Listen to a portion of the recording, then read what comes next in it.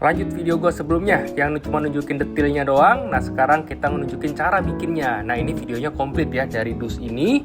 Nah isinya kan seperti ini. Ini belum dirakit semuanya ya, baru dipotongin, belum dicat juga ya. Nanti dicat juga sampai jadi. Kalian lihat aja sampai habis nih ya, ini video ya. Oh ya, ini yang bikin bukan gue ya, tapi di sebelah kanan atas kalian lihat. Nah itu dia teman gue yang bikin ya. Kalian kalau mau ngerakit juga bisa sama dia.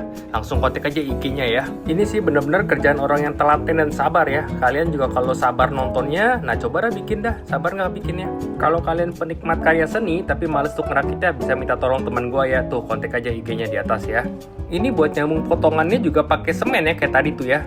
Nah udah pakai semen, terus juga harus dicat. Catnya juga bermacam-macam warna ya, sesuai dengan warna yang dianjurkan oleh buku manualnya ya. Itu harus merek Tamiya catnya ya, biar kuat juga sama bagus warnanya sesuai dengan aslinya sih ya. Tuh lihat detailnya tuh, ini selang-selangnya juga sampai ada. Kalian boleh cek dah nanti dah.